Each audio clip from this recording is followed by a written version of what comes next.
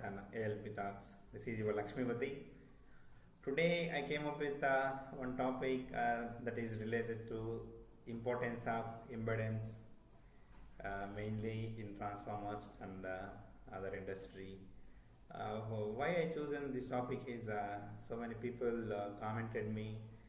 Can you please explain the importance of impedance? We are marketing guys, we don't know how it influences the customer saying please change, please give this much, no we don't accept this, we need this much, no we don't accept this tolerance.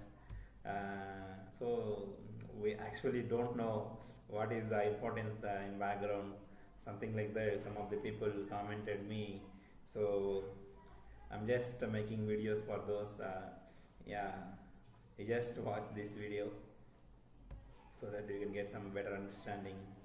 Yeah, so the impedance, for example, if you consider a DC circuit, it is nothing but resistance.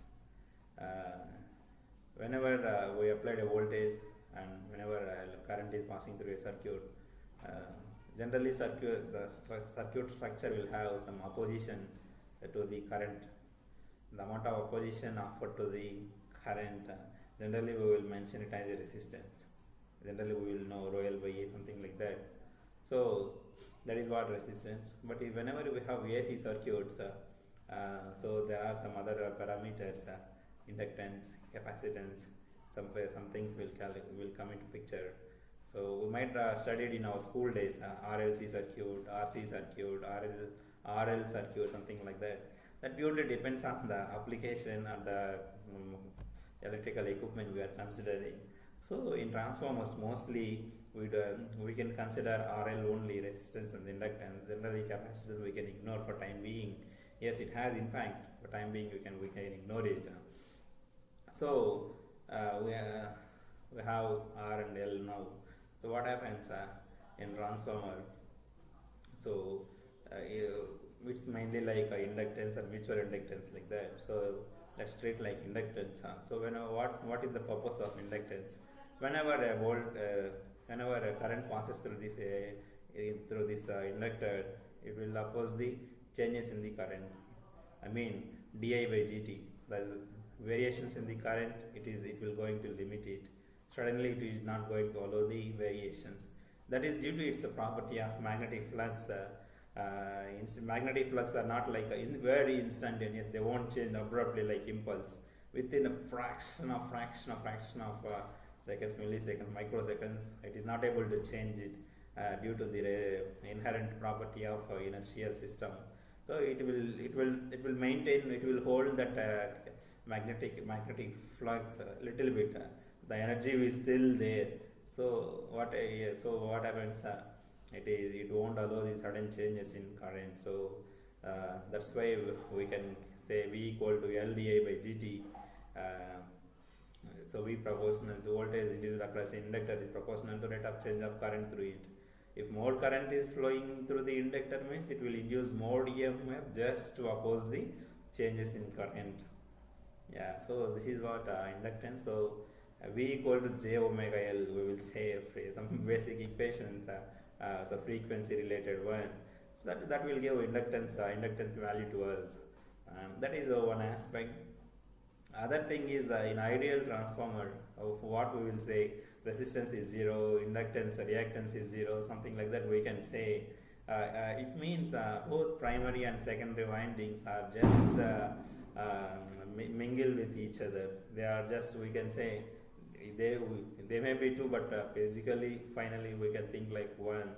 Whatever the flux is producing in the first coil, it's just linking with second coil. There is no separation, nothing.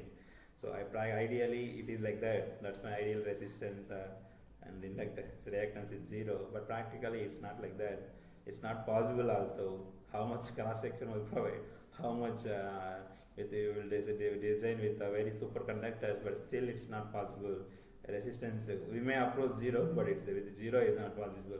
Similarly, inductance. So this reactance value, some value will be there based on the physical structure components of the winding. Yeah, it's purely depends upon the customer. There is nothing designer has to do. how customers will decide this reactance and all. Generally, most of the standards, national standards, international standards have specified the value of impedance for particular voltage levels and all.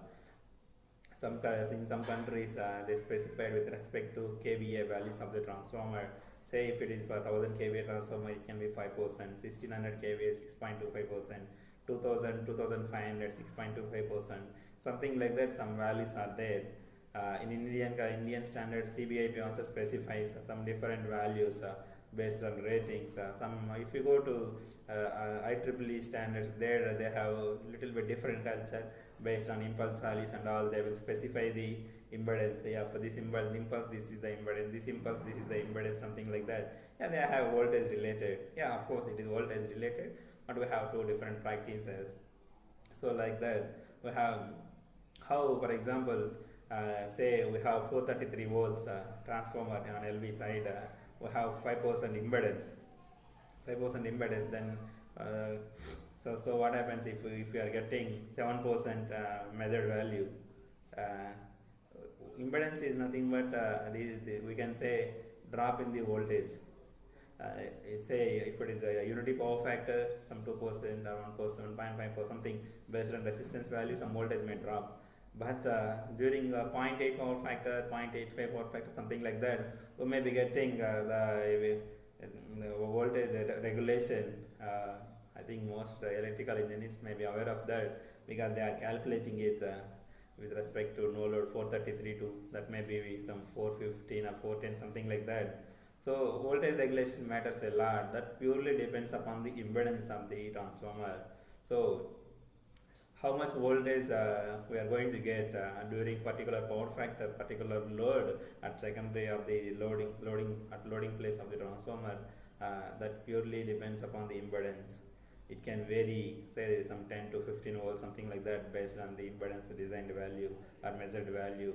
So is this okay or not? Customer has to look. Generally, customer, by checking that value, they are going to specify to the manufacturers while getting quotation. So the manufacturer should respect that value. If they have any issues, they should reflect to the customer back, so that customer can cross check it whether it's okay or not for them. Yeah, ideally it should be same, whatever may be the tapping of the transformer, it should be same. I will just want to tell you one example here that I also experienced it. For example, if you have one big industry, generally in night we have very less loads, right? We say night operation is not there, night shift is not there, so almost zero will be there.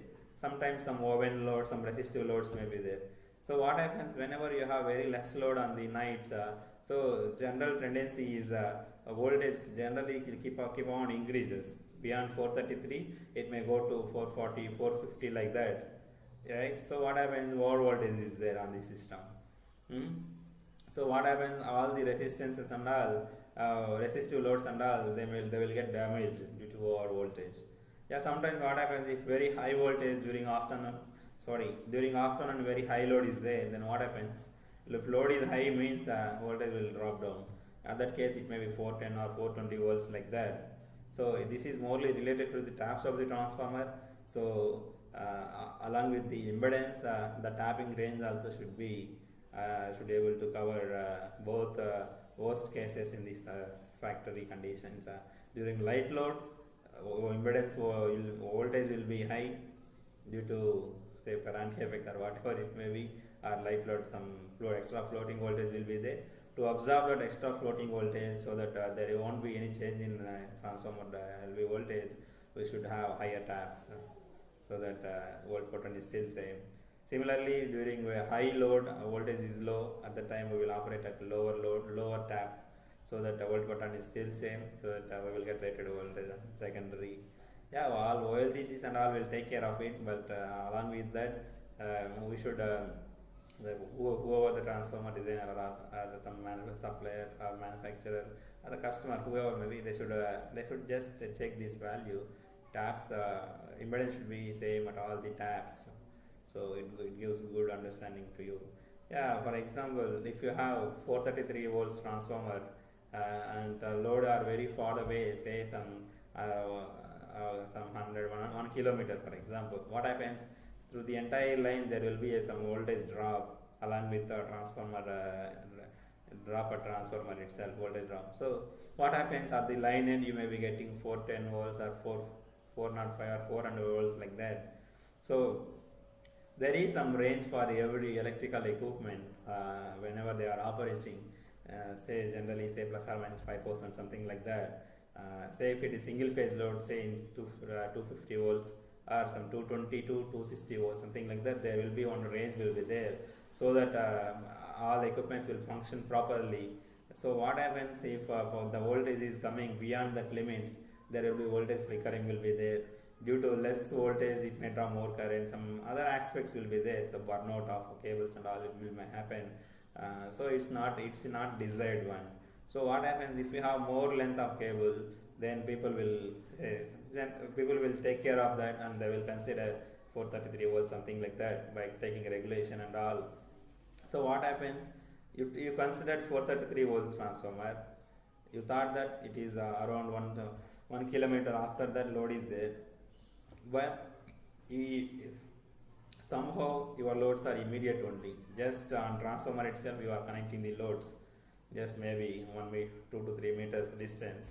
So there won't be that much drop, right, when compared to first case. So what happens in this case? Voltage drop is less.